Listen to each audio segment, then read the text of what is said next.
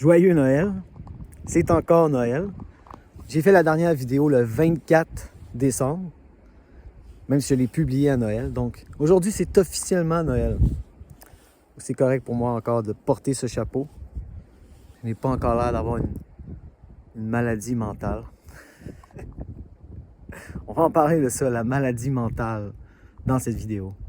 On va parler de neuroplasticité, on va parler de neige, on va parler de ski de fond ici, comme une métaphore de la neuroplasticité. Il se peut que le vent gâche un peu le son, mais c'est voulu. Nous allons parler de neige, de tempête de neige. Qu'est-ce que ça pourrait bien vouloir dire en connexion avec la neuroplasticité? Et changer notre esprit. Nous allons explorer tout ça. Donc, lorsqu'on lit sur la neuroplasticité, une métaphore qui revient souvent, c'est celle du ski. Ski alpin, ski de fond, peu importe. Que nous disent-ils? La neuroplasticité, c'est un peu comme du ski. Au début, quand on est jeune, on pourrait dire que nos gènes décident de la forme de la montagne, de la forme du terrain. On va regarder le terrain un peu ici. On voit des gens qui font du ski. Mais là, ce qui se passe, c'est qu'on commence à former des habitudes. Des habitudes, c'est comme des pistes de ski. C'est des endroits où on passe fréquemment. Donc moi, pour me rendre ici, j'ai laissé des traces dans la neige fraîche qui vient de tomber. On va regarder mes traces. On va regarder des traces de ski où une seule personne a passé. Et on va regarder des traces de ski où plusieurs personnes ont passé. Donc voici mes traces de pas.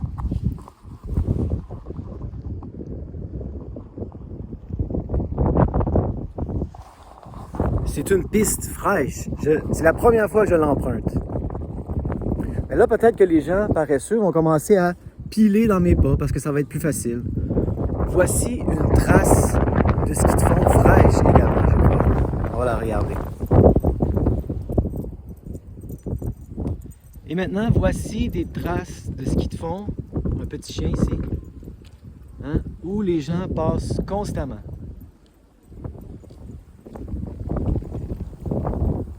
Traces où les gens passent constamment. Traces fraîches. Donc, qu'est-ce que tout cela veut dire? Lorsqu'on décide de passer dans les mêmes traces constamment, c'est plus facile. Lorsqu'on forme des habitudes, c'est plus facile à gérer pour le cerveau. Moins d'efforts.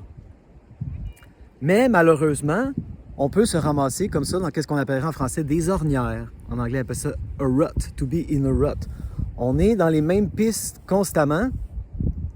Et peut-être que nos habitudes nous plaisent, mais peut-être que nos habitudes ne nous plaisent plus, comme dans le cas de la douleur. Et là, ce qu'il faut faire, c'est sortir des pistes, sortir de nos habitudes. Mais c'est difficile, c'est plus facile d'être dans la piste. On y est déjà passé. La neige est déjà dans la bonne formation. Ça peut être utile, les habitudes, si on a des bonnes habitudes. Mais lorsque nos habitudes ne nous plaisent plus, là, il faut changer, il faut sortir de la piste. Ça demande des efforts, c'est sûr. On va parler de ça. Mais il y a des techniques pour qu'on puisse sortir de nos vieilles habitudes. Donc, c'est intéressant. Lorsqu'on explore le monde des psychédéliques, ce qu'ils nous disent, c'est que prendre du champignon magique, par exemple, psilocybine, c'est comme créer dans le cerveau une tempête de neige. Là, tout d'un coup, nos vieilles pistes sont complètement couvertes et on peut aller où on veut. On peut sortir de nos habitudes. C'est une métaphore qui revient très fréquemment. Le voyage du champignon magique comme une tempête de neige. Donc, si vous regardez, par exemple, le documentaire « How to Change Your Mind » sur Netflix, de Michael Pollan, qui s'appelle en français, je crois, « Voyage aux confins de l'esprit », À la fin du deuxième épisode sur les champignons magiques, ils vont vous parler de quelqu'un qui a réussi à régler son TOC, son trouble obsessif-compulsif, avec une session de psychothérapie de champignons magiques. Il me dit, toute ma vie, j'étais pris dans les mêmes traces constamment. Je ne pouvais plus en sortir, je n'avais pas le choix. Et là, tout d'un coup, à cause du champignon magique, c'est comme si j'ai eu le choix soudainement. J'ai vu les vieilles traces, elles étaient encore là, je pouvais les discerner. Si on fait la métaphore de la tempête de neige, ce n'est pas une métaphore que lui utilise, mais si on utilise cette métaphore, c'est comme si je pouvais voir encore sous la neige les vieilles traces, mais tout d'un coup, j'ai eu le choix. Pour la première fois de ma vie, j'ai eu le choix. J'ai pu prendre un chemin différent. Là, lui, il a réussi à régler son TOC avec le champignon magique. Donc, je voulais vous exposer à cette connaissance. Maintenant, j'ai lu là-dessus. Il n'y a pas d'études. C'est pas quelque chose qu'on pourrait dire, oui, il y a un taux de pourcentage de réussite X. C'est encore très expérimental. Et moi, j'en ai déjà parlé dans une vidéo, Le sens de la vie, de quelqu'un qui a réussi à éliminer sa douleur chronique avec le champignon magique. La douleur chronique, c'est la même chose que le TOC dans ce sens-là. C'est des habitudes, des chemins avec la neuroplasticité qui se sont tracés et d'où on ne peut plus sortir. On est pris dans nos vieux chemins. On emprunte toujours les mêmes chemins. Là, d'un coup, on prend le champignon magique, il y a une tempête et on a le choix. On peut emprunter d'autres chemins. Douleur chronique, TOC. Mais comme je l'ai déjà dit et comme je l'ai répété, moi, ce n'est pas ce que je recommande. Parce que justement, c'est comme du champignon magique, c'est un peu magique. C'est un peu un raccourci. Moi, j'ai l'impression qu'il triche dans un sens. Ah, c'est mon impression. Wouh! Ce n'est pas ça que je recommanderais. Moi, ce n'est pas ça que j'ai fait. Et si vous me donniez le choix, si je pouvais retourner dans le passé, vous me disiez, tu as le choix. Tu peux prendre du champignon magique, régler ta douleur chronique en 1, 2, 3 sessions de psychothérapie assistée par les champignons magiques. Ou faire la technique que tu as faite, le reconditionnement de la douleur. Je choisirais le reconditionnement de la douleur. Parce que ça a construit de la résilience dans mon système. Parce que j'ai réussi à me sortir de la douleur, pas avec une session de champignons magiques, mais avec le pouvoir de l'habitude, en changeant mes habitudes, en sortant des vieilles traces et en créant des nouvelles. Ça m'a aidé dans d'autres sphères de ma vie. J'ai appliqué cette technique à d'autres sphères et ça m'a aidé. Et là, souvent, je me dis, si j'ai réussi à faire ça, je peux faire tellement de choses. Tellement de choses. Wow! Ça ne s'applique pas qu'à la douleur, qu'aux symptômes neuroplastiques. Ça s'applique à tant d'autres choses. Donc, comme je l'explorais dans la dernière vidéo, je parlais à mon cousin de tout ça, qui a les TOC. Je lui ai parlé de ça, hein, How to Change Your Mind, l'épisode 2 sur le champignon magique. La personne qui a réglé ses TOC avec une session de champignon magique, supposément. Ce n'est pas ça que je recommande. Je lui ai parlé de Jeffrey Schwartz et de sa technique à 4 étapes.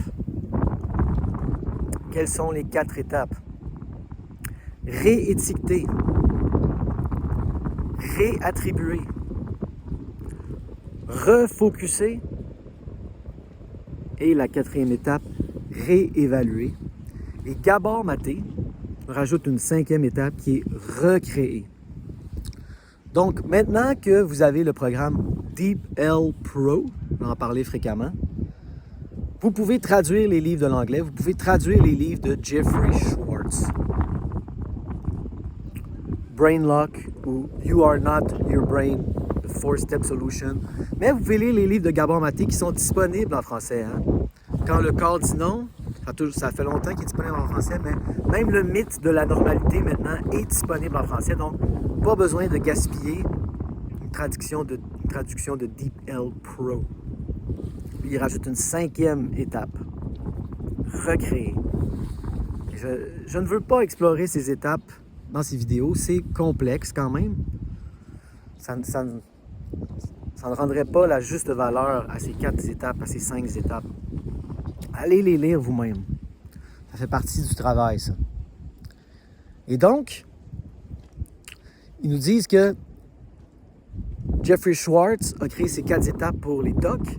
Gabor Maté dit que ça fonctionne pour l'addiction, mais ça fonctionne pour l'anxiété.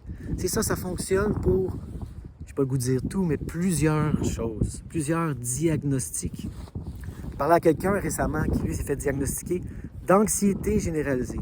Moi aussi, je me suis déjà fait dire ça, de l'anxiété généralisée. Qu'est-ce que ça fait, ça? Ça crée de la chronicité. N'utilisez jamais cette expression. N'utilisez jamais l'expression anxiété généralisée. Vous créez avec votre vocabulaire la chronicité. Vous allez rester dans les mêmes vieilles traces. Créez des nouvelles traces. Je n'ai pas d'anxiété généralisée. Je peux changer, à travers la neuroplasticité, mon cerveau. Dans la dernière vidéo, j'ai recommandé 2 documentaires Arte. Et dans le premier, Alvaro Pascual Leone va vous faire la métaphore du ski. Il ne va pas vous faire la métaphore des champignons magiques avec la tempête de neige, mais cette métaphore est très fréquente. Mais il va vous faire la métaphore du ski. Et lui, ce qu'il nous dit, Pascual, Alvaro Pascual Leone, difficile de se rappeler de tous ces noms.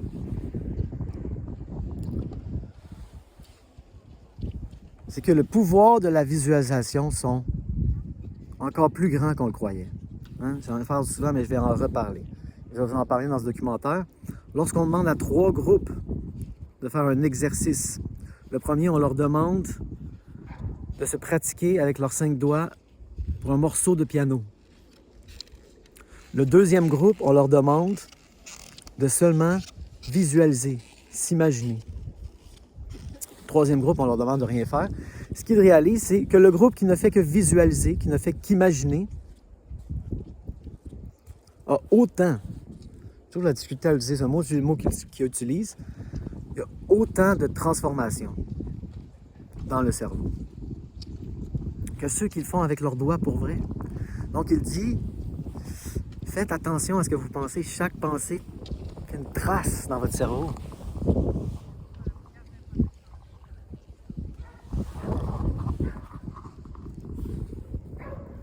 Chaque pensée fait une trace dans votre cerveau. Et là, ça peut nous rendre paranoïaques un peu. Ouh, il faut que je fasse attention à ce que je pense. Dès qu'on a une pensée négative, on dit « Oh non, c'est en train de créer une trace ». Ce n'est pas mon expérience. Mon expérience, c'est que nous avons des dizaines de milliers de pensées par jour.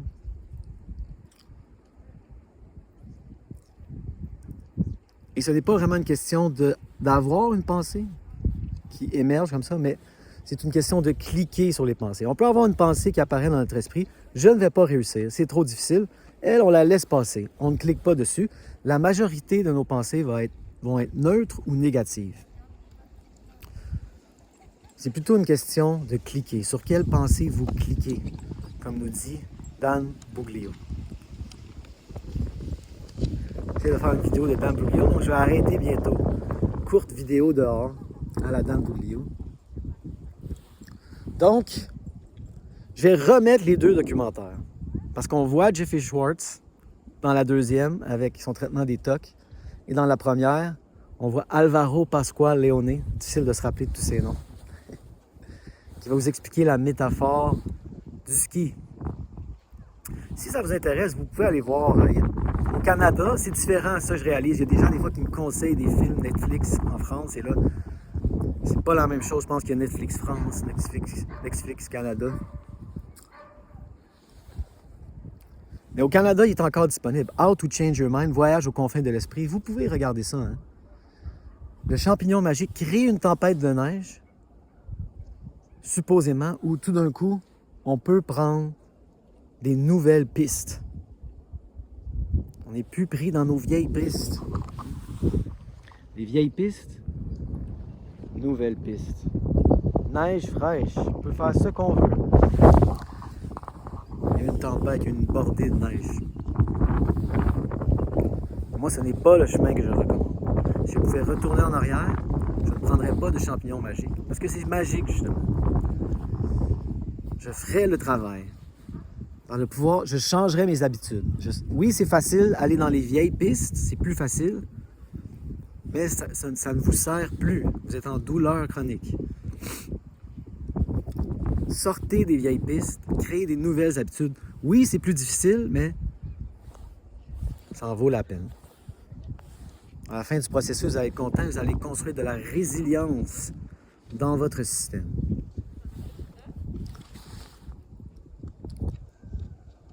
Donc, regardez les deux documentaires, Jeffrey Schwartz, Alvaro Pascual Leone. Traduisez les livres de Jeffrey Schwartz si ça vous intéresse. Ça ne s'applique pas qu'au TOC, ça s'applique à l'addiction, selon Gabor Maté, à l'anxiété. Mais quand même, c'est intéressant de s'instruire. How to Change Your Mind, Voyage aux confins de l'esprit. On va vous montrer des gens qui règlent des problèmes mentaux, des maladies mentales, ce qu'on appelle des maladies mentales, avec les drogues. Des traitements pour le syndrome de stress post-traumatique avec la MDMA, par exemple, dans d'autres épisodes. Dans le documentaire que je vous recommande, il parle d'un autre traitement pour le syndrome de stress post-traumatique. Tout ça est fascinant. Tellement d'informations maintenant. Mais réfléchissez à ces 4 étapes. 5 selon Gabor Maté. Et si ça vous intéresse plus, allez les lire. Ça s'applique au TOC, ça s'applique à l'addiction, ça s'applique aux symptômes neuroplastiques. Bye bye.